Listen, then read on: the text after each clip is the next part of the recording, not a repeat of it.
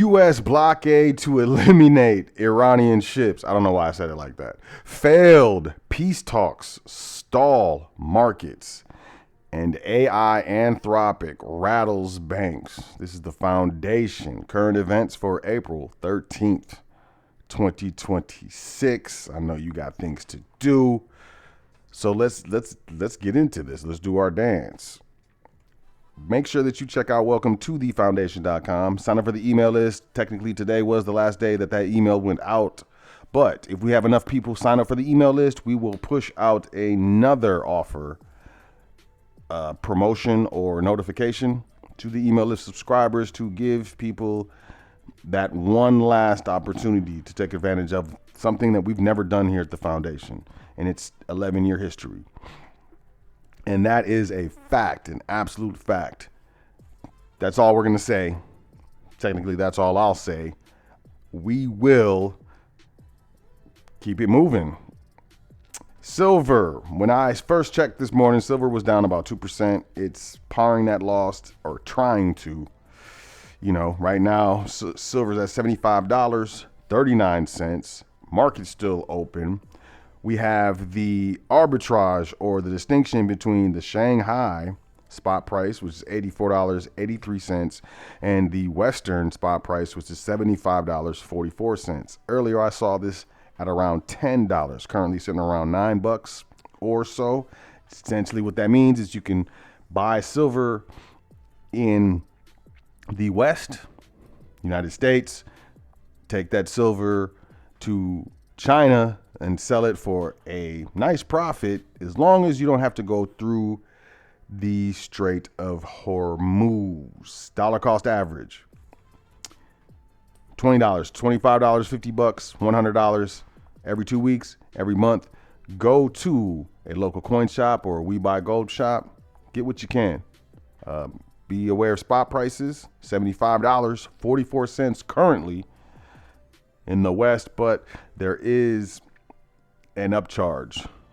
Spot price says this is what the market is charging, but the actual physical price is a little more expensive, usually $4 to $5 in certain conditions, generally around $2. Spot price is the price for the paper silver and the paper gold. Did y'all know that? So you can buy the shares of it at this price, but the actual physical is a little more expensive. Speaking of going through the Strait of Hormuz, U.S. begins blockade of Iran's ports. Tehran threatens to retaliate. The U.S. military began a blockade of ships leaving Iran's ports today, President Donald Trump said, and Tehran threatened to retaliate against ports of its Gulf neighbors after weekend talks of ending the war broke down. Oil prices climbed back over $100 a barrel, with no sign of a swift reopening of the Strait of Hormuz to ease the biggest ever disruption in supplies and broader concerns over the durability of a 2-week ceasefire agreement reached last week. Trump said that Iran had been in touch today and wanted to make a deal, but that he will not sanction any agreement that allows Tehran to have a nuclear weapon. Quote, Iran will not have a nuclear weapon. We can't let a country blackmail or extort the world, end quote. Wow. You know, I've been told that a lot of judgments or accusations end up being confessions. Blackmail the world. That's, I don't know, man. I'm at a loss. NATO allies refuse to join Trump's Strait of Hormuz blockade. Did y'all see this? NATO allies said today they would not get involved in the U.S.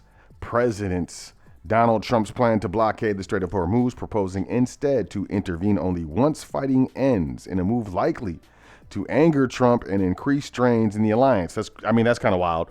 You know, the NATO, is it effectively breaking down? Are we watching the beginning of the end of NATO before our very eyes? I'm not sure. I'm not a politician. I'm not a lawyer. Can't give political advice, legal advice, none of that. But what I can say is that's kind of funny. You know, it's kind of like, hey, man, I know you got problems with those guys. There they are. I have your back. I have your back, but when the violence ends, then I'll intervene. As soon as the violence ends, as soon as they stop beating on you, then I'm gonna jump in and I'm gonna start talking. Trump said the U.S. military would work with other countries to block all maritime traffic in the waterway after weekend talks failed to reach an agreement to end the 6-week conflict in Iran. The U.S. military later specified that the blockade, due to have started at 1400 GMT, would only apply to ships going to or from Iranian ports. From what I understand, Iran is charging $1 million in Bitcoin or something close or similar to that for passage through ships, but they weren't allowing anything with regards to the West go through. It seems as though Trump says, hey, well, if we can't get our stuff through, no one can get our stuff through. Sounds like it's kindergarten time. Mr. Rogers, oil prices jumped 6% to above $100 a barrel. Oil prices hit it after U.S. military said it will blockade ships leaving Iran's ports, while Tehran threatened to retaliate against its Gulf neighbors. Brent futures were up $5.76. Prices for physical crude barrels for immediate delivery to Europe were trading even higher, with some grades already at record highs of about $150 a barrel. I'm sure that was not. Well, we got regular, we got mid-grade, we got premium, we got extra premium. Then you got what? Premium. They say premium is 91. I don't think so. 92, 93. You know, that stuff is a little more expensive. If U.S. President Donald Trump, quote, does indeed back his blockade threat with actual boats, a convergence between the paper and physical markets may soon come. Yeah, like I was saying, you know, there's spot prices or paper prices, stock prices, futures prices, equities prices, so on and so forth.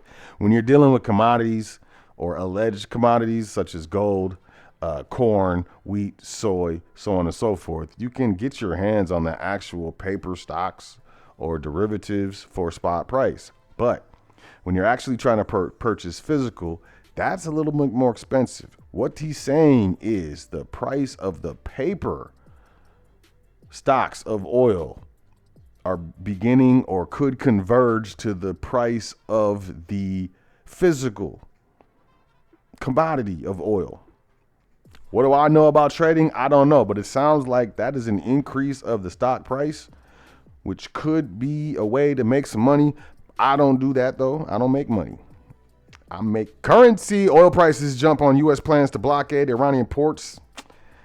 We know this uncomfortably high inflation is a real problem, and it's not going away anytime soon.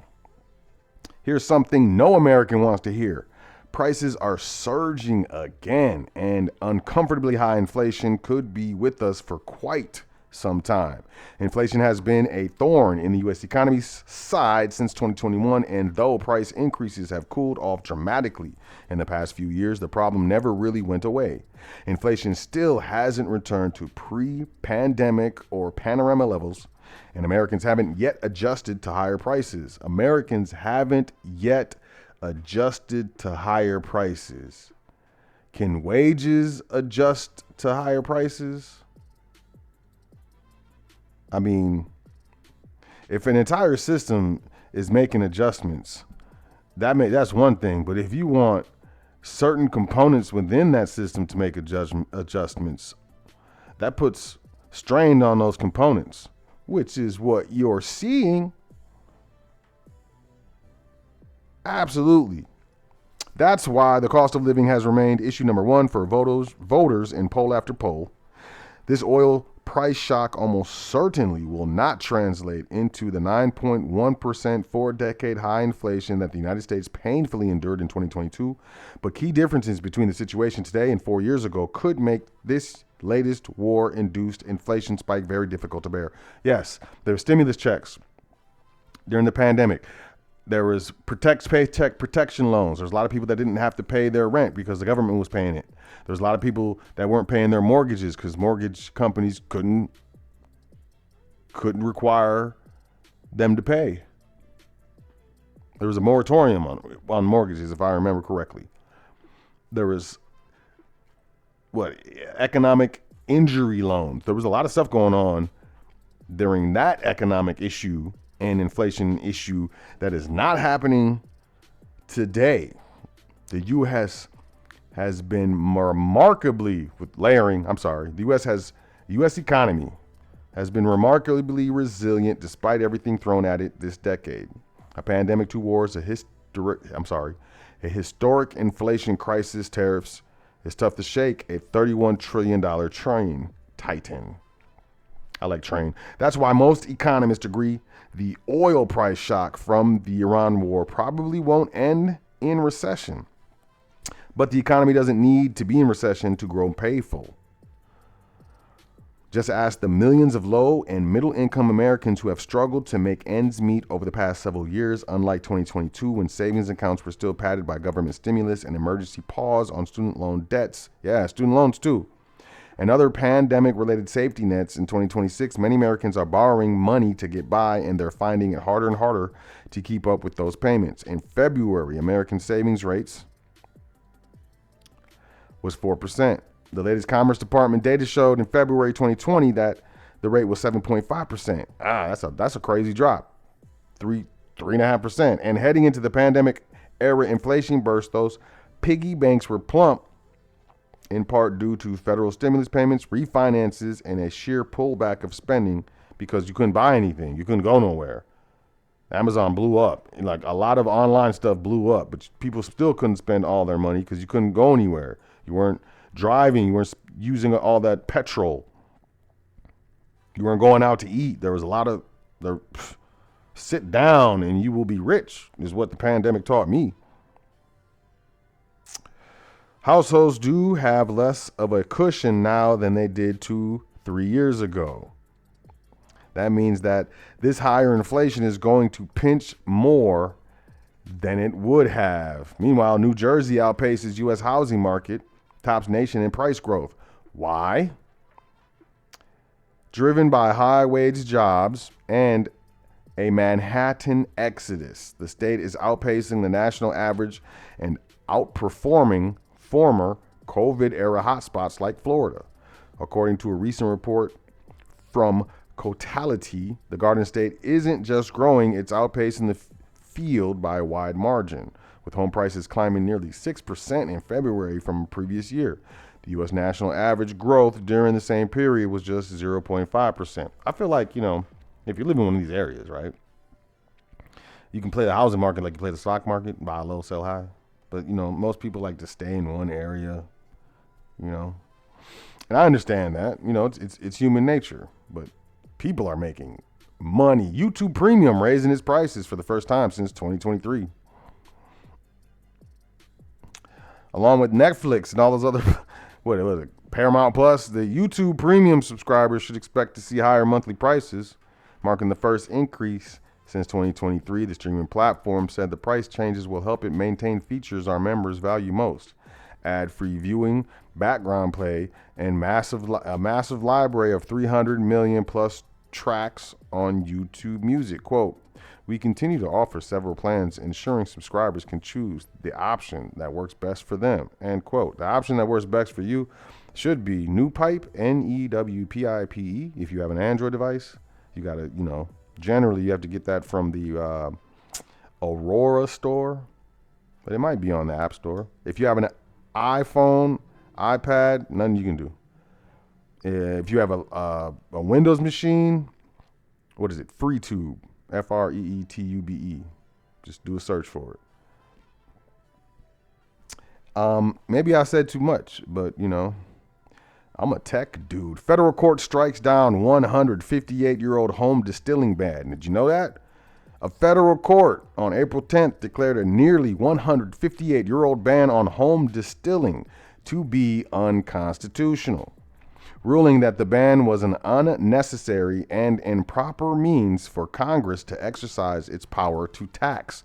Writing for a 3-judge panel in McNutt versus U.S. Department of Justice, Judge Edith Holland Jones of the U.S. Court of Appeals for the Fifth Circuit found that The ban actually reduced tax revenue by preventing distilling in the first place, the opposite of its stated intent. The court ruled in favor of the nonprofit Hobby Distillers Association, and 4 of its 1,300, I was going to say 130,000, 1,300 members, y'all, who argued that people should be free to distill spirits at home, whether as a hobby or for personal consumption, including, for instance, to create an apple pie vodka recipe one of the plaintiffs created. The ban was part of a law passed during Reconstruction in July 1868 and imposed excise taxes on distilled spirits, but also made it illegal for a person to use, quote, any still, boiler, or other vessel for purpose of distilling, end quote, when the still was located, among other places, quote, in any dwelling house, end quote, or, quote, in any shed, yard, or enclosure connected with any dwelling house, quote, end quote. The case began in December 2023 when the Competitive Enterprise Institute, a libertarian think tank, filed suit on behalf of the Hobby Distillers Association and 4 individuals against the Treasury Department's Alcohol and Tobacco Tax and Trade Bureau and the Department of Justice. The hobby group argued that the government's regulatory reach could not extend to activities within a person's home. Under federal law, distilling in one's home or backyard could result in a $10,000 fine.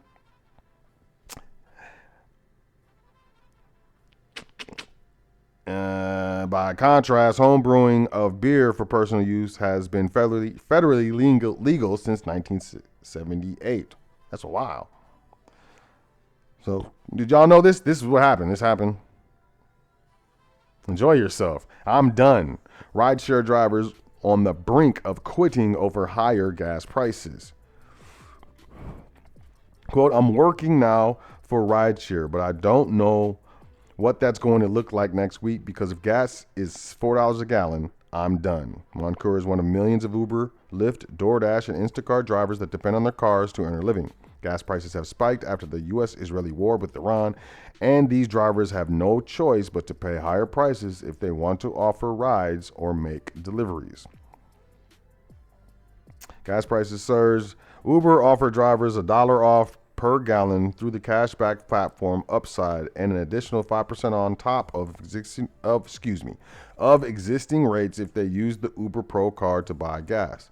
Lyft offered up to 2% cash back through its own Lyft Direct debit card, and DoorDash gave 10% cash back on its Crimson card. Instacart increased cash back options on and plans to pay $5 per week to drivers who exceed 125 miles. Yo, can you go 100? Can you travel 125 miles on $5? CNN spoke to more than half dozen Uber Lyft drivers, and only one had heard about the company's offerings. None of them held the cards eligible for cashback incentives. Quote, usually if something will come up like that, they will send us an email for us to know. I've not heard anything from anybody, end quote. Man, I feel like the middle class is getting squeezed. You know, the Agenda 2030 with the 15-minute cities. If you can't afford gas, if there's gas restrictions, you know, I don't know, man. There's a lot of things converging at this time. And, you know, we need to stay diligent. We need to remain diligent. And, you know, take care of our wealth, our assets. That's what the foundation is all about.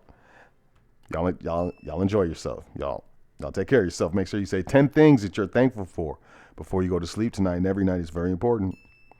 And I'll catch y'all tomorrow. Peace.